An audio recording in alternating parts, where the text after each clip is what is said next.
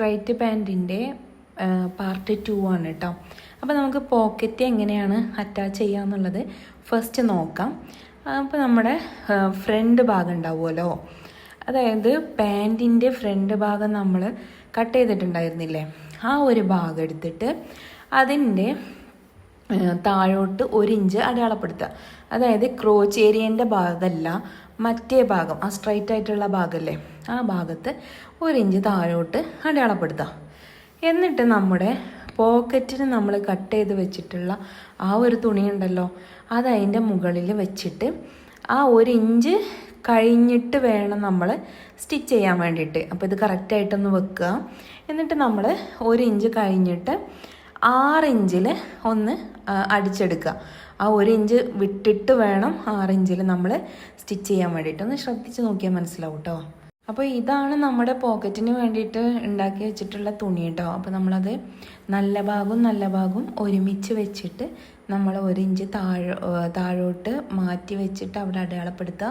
എന്നിട്ട് 6 ഇഞ്ചിൽ നമ്മൾ അടിച്ചു കൊടുക്കുക കേട്ടോ. അപ്പോൾ നമുക്കതൊന്ന് വരച്ചു കൊടുക്കാം. ഇനി 6 ഇഞ്ചിൽ നമ്മൾ വരച്ചു കൊടുത്തു. ഇനി നമുക്ക് അവിടെ മാത്രം ഒന്ന് ഒരു 1/4 ഇഞ്ച് വിട്ടിട്ട് നമുക്കൊന്ന് സ്റ്റിച്ച് ചെയ്തിട്ട് എടുക്കാം കേട്ടോ. ആ ഒരു വരയിലൂടെ ഇങ്ങനെ സ്റ്റിച്ച് ചെയ്തിട്ട് എടുക്കാം. സ്റ്റിച്ച് ചെയ്യുമ്പോൾ അവിടെ ഒരു കെട്ടിട്ട് കൊടുത്താണ്ട് കേട്ടോ, താഴെ ഭാഗത്ത് 6 ഇഞ്ചിൽ വരുമ്പോൾ ഒരു കെട്ടിട്ട് കൊടുത്താണ്ടോ, അല്ലെങ്കിൽ അതിങ്ങനെ നമ്മൾ നൂലിങ്ങനെ വലിഞ്ഞു പോകാനൊക്കെ ചാൻസ് ഉണ്ട്. എന്നിട്ട് നമ്മളത് കട്ട് ചെയ്ത് കൊടുത്തിട്ട് അതിൻ്റെ ആ ഒരു 2 സൈഡും ഒന്ന് കട്ട് ചെയ്ത് കൊടുക്കുക കേട്ടോ.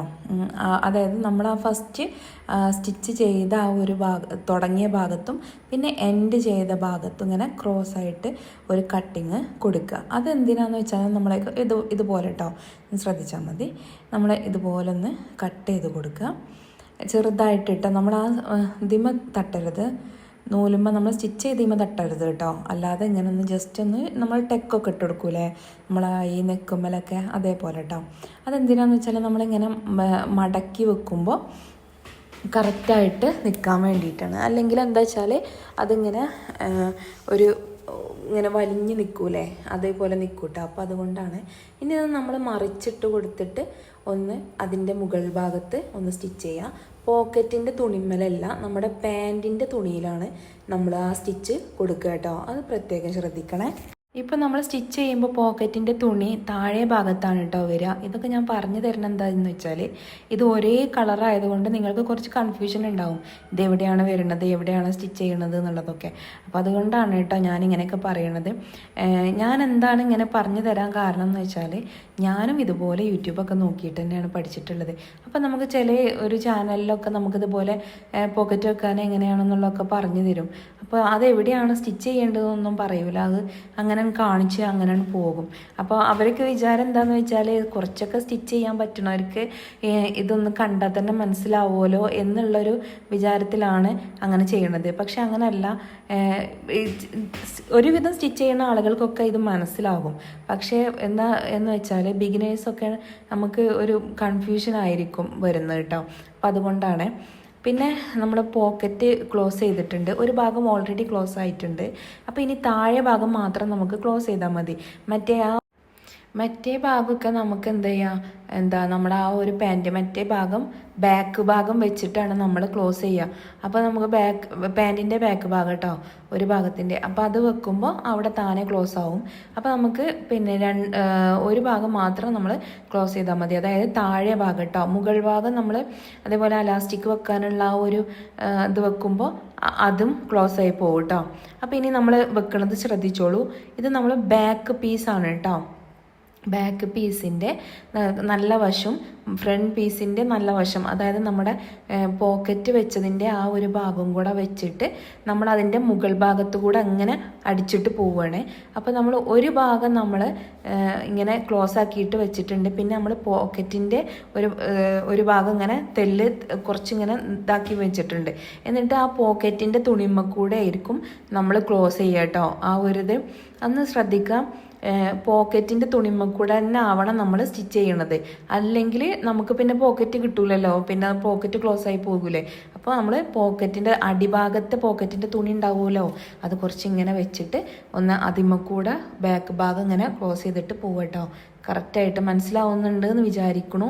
അപ്പോൾ പോക്കറ്റിൻ്റെ ഭാഗം അടിയിലായിരിക്കും, ഫ്രണ്ട് പീസ്, അതായത് പാൻറ്റിൻ്റെ ഫ്രണ്ട് പീസ് മുകളിൽ, പിന്നെ നമ്മളെ ബാക്ക് പീസ്, പാൻറ്റിൻ്റെ ബാക്ക് പീസ് അതിൻ്റെ മുകളിൽ, എന്നിട്ട് നമ്മൾ സ്റ്റിച്ച് ചെയ്യണം കേട്ടോ. അപ്പോൾ ഇതൊന്ന് ജസ്റ്റ് സ്റ്റിച്ച് ചെയ്തിട്ട് നമുക്ക് കാണാം. പിന്നെ പാൻറ് സ്റ്റിച്ച് ചെയ്യുമ്പോഴേ ഒരു കാര്യം ശ്രദ്ധിക്കണം, ഫ്രണ്ടും ഒരുമിച്ച് വെച്ച് സ്റ്റിച്ച് ചെയ്യരുത് കേട്ടോ. ഫ്രണ്ടും ബാക്കും തമ്മിൽ വേണം സ്റ്റിച്ച് ചെയ്യാൻ വേണ്ടിയിട്ട്. ഇപ്പം നമ്മൾ ഫ്രണ്ടും ബാക്കും തമ്മിലാണ് സ്റ്റിച്ച് ചെയ്തത്. കണ്ടോ, പോക്കറ്റ് കറക്റ്റായിട്ട് തന്നെ വന്നില്ലേ നമുക്ക്, ഇതാ ഇങ്ങനെ കേട്ടോ. ഇനി എന്താണ്, മുകൾ ഭാഗം നമ്മൾ ക്ലോസ് ചെയ്യുമ്പോൾ ആ ഒരു മുകൾ ഭാഗത്തെ ആ ഓപ്പണും കൂടെ അങ്ങനെ പോകും കേട്ടോ. അത് വേണമെന്നുണ്ടെങ്കിൽ ഒന്ന് സ്റ്റിച്ച് ചെയ്താണ്ടി, അല്ലെങ്കിൽ ഒന്ന് മുട്ട് സൂചി കുത്തി കൊടുത്തിട്ട് നമുക്ക് പിന്നെ ഒന്ന് സ്റ്റിച്ച് ചെയ്താൽ മതി. ഇനി ഇതുപോലെ തന്നെ നമ്മൾ മറ്റേ ഭാഗവും ഫ്രണ്ടും ബാക്കും കൂടെ ഒരുമിച്ച് വെച്ചിട്ട് അങ്ങനെ സ്റ്റിച്ച് ചെയ്യണത് കേട്ടോ. അപ്പോൾ നമുക്കത് സ്റ്റിച്ച് ചെയ്യാം. എന്നിട്ട് എന്ത് ചെയ്യാം, നമുക്ക് അലാസ്റ്റിക്കിൻ്റെ ആ ഒരു ഇത് വെച്ച് കൊടുക്കാം. അപ്പോൾ ഞാൻ ഇവിടുന്ന് കുറച്ച് അടിച്ചു വിടുന്നുണ്ട് കേട്ടോ. അത് അടിച്ചു വിടുന്നുണ്ട് പറയാൻ കാരണം എന്താ വെച്ചാൽ നമ്മൾ നട പൊട്ടാതിരിക്കാൻ വേണ്ടിയിട്ട് ഇതിനും നമ്മൾ ആ ഒരു ശീല വെച്ച് കൊടുക്കുന്നുണ്ട്. അപ്പോൾ ഞാനിത് ഒരുപാട് തവണ പറഞ്ഞതല്ലേ എന്ന് വിചാരിച്ചിട്ടാണ് നമ്മൾ അവിടെ അടിച്ചു വിടാമെന്ന് വിചാരിക്കുന്നത് കേട്ടോ. അപ്പോൾ ഈ നട പൊട്ടാതിരിക്കാൻ വേണ്ടിയിട്ട് പ്രത്യേകം തന്നെ ഞാനൊരു വീഡിയോ ചെയ്തിട്ടുണ്ട്. അത് സാധാ നോർമൽ പാൻറ്റിലാണ് ചെയ്തിട്ടുള്ളത്. അപ്പോൾ ആ ഒരു ഇതിൻ്റെ വീഡിയോ നിങ്ങൾ കണ്ടിട്ടില്ല എന്നുണ്ടെങ്കിൽ ഒന്ന് പോയിട്ട് കാണാം കേട്ടോ. നമ്മുടെ ചാനലിലുണ്ട് പാൻറ്റ് സ്റ്റിച്ചിങ് കട്ടിങ് എന്ന് പറഞ്ഞിട്ട് നമ്മളതിൽ കൊടുത്തിട്ടുണ്ട് കേട്ടോ. അപ്പോൾ അതൊന്ന് നോക്കിയാൽ മനസ്സിലാകും. പിന്നെ എല്ലാവരും കണ്ടിട്ട് അങ്ങനെ പോവരുത്, ഒന്ന് ലൈക്ക് ചെയ്യാനും സബ്സ്ക്രൈബ് ചെയ്യാനും ഒന്നും മറക്കരുത് കേട്ടോ. പിന്നെ നല്ലൊരു കമൻറ്റും കൊടുക്കണേ.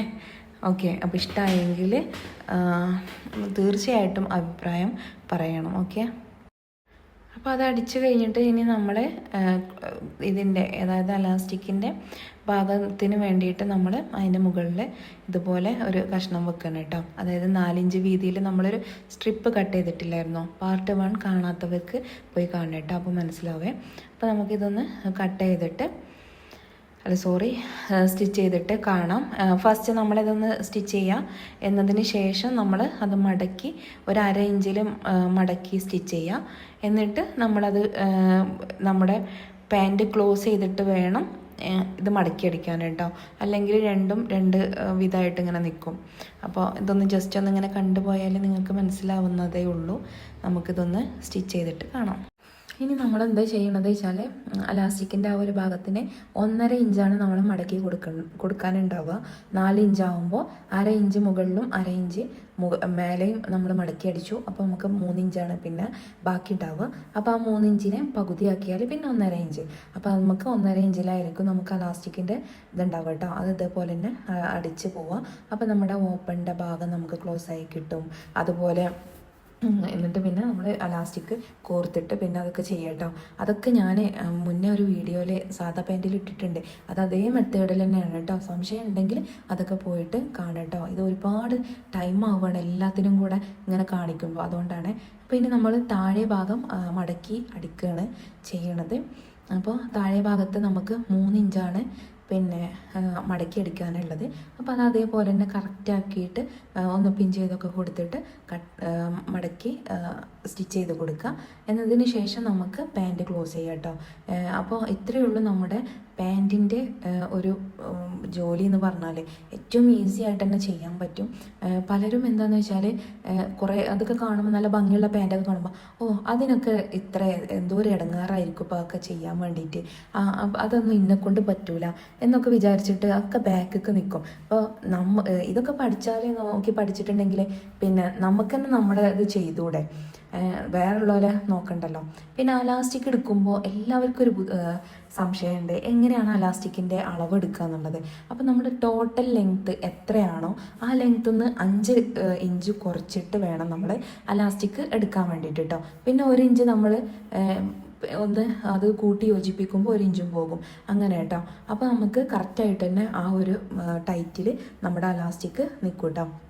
അപ്പോൾ ഞാൻ പറഞ്ഞു വന്നത് എന്താണെന്ന് വെച്ചാൽ മടി കൂടാതെ നമ്മൾ എല്ലാ ജോലിയും ചെയ്യുക കേട്ടോ. അങ്ങനെ ആവുമ്പോൾ നമ്മൾ വേറെ ഒരാളെ കാല് പിടിക്കണ്ട, പിന്നെ വേറെ ഒരാളെടുത്ത് ഇങ്ങനെ കൊണ്ടുപോയി കൊടുക്കണ്ട. അപ്പോൾ എപ്പോഴും നമ്മൾക്ക് നല്ല വിലയുള്ള ചുരിദാറൊക്കെ ആയിരിക്കും അല്ലേ നമുക്ക് കിട്ടുന്നുണ്ടാവുക കടയിൽ നിന്നൊക്കെ. അപ്പോൾ നമുക്ക് അത് ഓൾറെഡി നമ്മൾ ആ തുണി എടുത്തു എന്നിട്ട് സ്റ്റിച്ച് ചെയ്യാൻ കൊണ്ടുപോയി കൊടുക്കുമ്പോൾ നല്ല റേറ്റ് ആയിരിക്കും സ്റ്റിച്ചിങ്ങിന്. പിന്നെ അതും പോരാഞ്ഞിട്ട് അവരെടുത്ത് നിന്ന് സ്റ്റിച്ച് ചെയ്ത് കിട്ടാനും കുറച്ചധികം ജോലിയായിരിക്കും അല്ലേ. അവർ പറഞ്ഞിട്ടും കാര്യമില്ല, എല്ലാ സാധനത്തിനും വില കൂടി വരികയാണ്. അപ്പോൾ നമുക്കും റേറ്റ് കൂട്ടാഞ്ഞാലും പറ്റില്ല, അതുകൊണ്ടാണ് കേട്ടോ. അപ്പോൾ നിങ്ങൾക്ക് തന്നെ പഠിക്കാവുന്നതേ ഉള്ളൂ. അപ്പോൾ ഓക്കെ, താങ്ക് യു.